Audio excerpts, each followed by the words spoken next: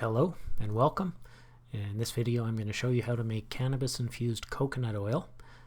To start, I'll throw up a couple slides listing all the materials and the basics of the procedure, and then there'll be the video recording of me making cannabis oil. And at the end of it all, just kind of be a general discussion on why cannabis oil, what sort of uses, some discussion about dose and effects, and just some other considerations. We're going to throw these up pretty quick. You can pause if you feel like writing things down. But here's all the materials, and then here's the basics of the procedure that I will be demonstrating. Okay, we've got our weed all busted up, so we're going to begin the first heated phase, which is called decarboxylation. And according to the entire internet, this is very important. You can look it up. I don't personally understand exactly what's going on. It really sounded like some bro science the first time I heard it, like you got to loosen the molecules. So that's how I think of it.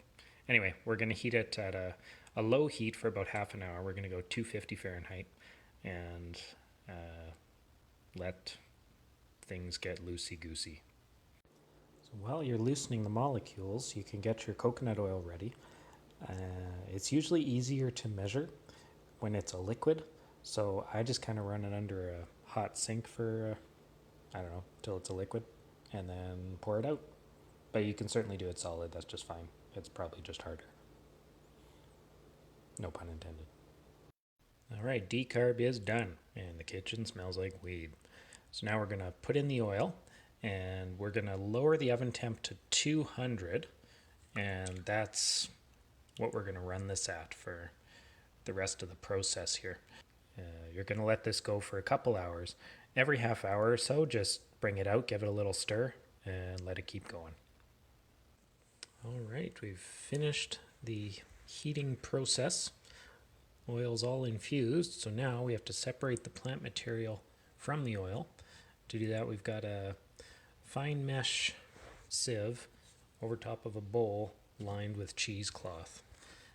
If you can't find cheesecloth, a coffee filter would work too. But anyway, just pour it in and make sure you get it all in there. And then what you're going to do is you kind of pick it up, all the ends, hold it above, and then you can use tongs to squeeze out all the moisture. Because that's the good stuff. That's why you did all this work. So make sure you do that and then throw the plant material away. While the oil's still hot, you can pipe out doses with the graduated syringe so you know exactly how much you're putting in, and then store the rest in an airtight container for future use.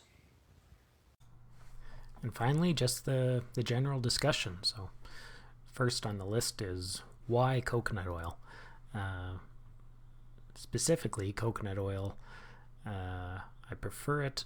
I used to make butter, I used to make cookies, but the cookies were always unevenly weighted. You'd get one that was kind of nothing, and then the next one you tried, even though I was trying to make them exactly the same size, like I got out measuring spoons and everything, but it would be like that video of the kid that's coming home from the dentist saying, is this going to be forever? And that's how you feel, and that's not a whole lot of fun. So if you can avoid it, that's great. Also for me, my preference is not to smoke. I don't want to do it. It's not healthy. Maybe your world is having this viral pandemic that manifests as an acute and severe pneumonia, and you want your lungs working properly. So that's a good reason too. So yeah, coconut oil kind of fits the bill there. Uses. So what I do is take the chunk of infused coconut oil and melt it in a hot drink, like coffee or tea or something like that, or a soup, and it's, it affects the flavor a bit, but it's not the end of the world. You could use it in baking too. I mean, that's perfectly fine. Or you could use this whole process and make butter, use that for baking. Or you could just like eat the chunk of coconut oil, but I wouldn't recommend it. It doesn't taste very good. Put it in something nice, treat yourself. dose.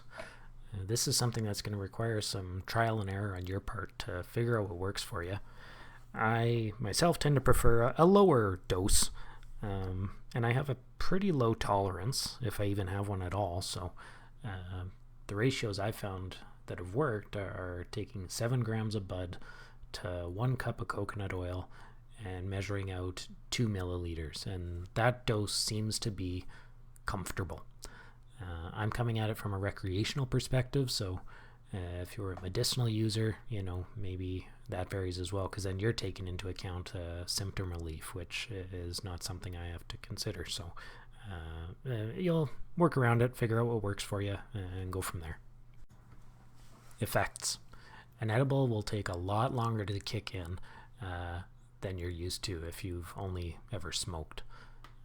When you smoke, the lungs put it in the bloodstream right away, whereas with this, it's got to travel through your body to get to your intestines. The intestines have to absorb it, and that can take an hour, 2 hours, sometimes even more. So a rookie mistake is to, get impatient and eat a whole bunch, and then all of a sudden they all kick in. Or you think, okay, well, it's kicked in now, and then it just kicks in even harder when the second dose hits you. So something to be careful about. The effects also last a long time, longer than you would be used to with smoking. It's a much kind of more muted experience. Like the crescendo is a little more flat, but just takes longer to get through it. So, but not altogether unpleasant. I kind of prefer the more muted experience anyway. Other considerations. When you're making this stuff, your home is going to stink. So if you live with other people and this sort of thing would bother them, really important that you pick a day to do this when they're not around. So if they're gone all day, you've got enough time to do this, because like I said, it takes a little while. And then you can air out the house, and when they come back, it's not going to be a big thing. Also really important to keep out of reach of kids and pets.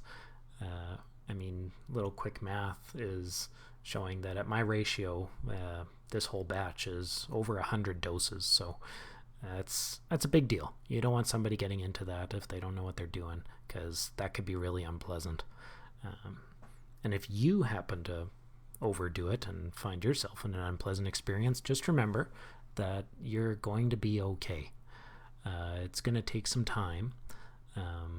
And time is still passing, even if it feels like it's not. But this will all be over. Yeah, you'll fall asleep. You'll wake up the next day. Maybe you're a little groggy. But you're not going to do yourself any physical harm. So it's all going to be fine. Just kind of try to ride it out. So anyway, that's it. So thanks for watching. Have a good one.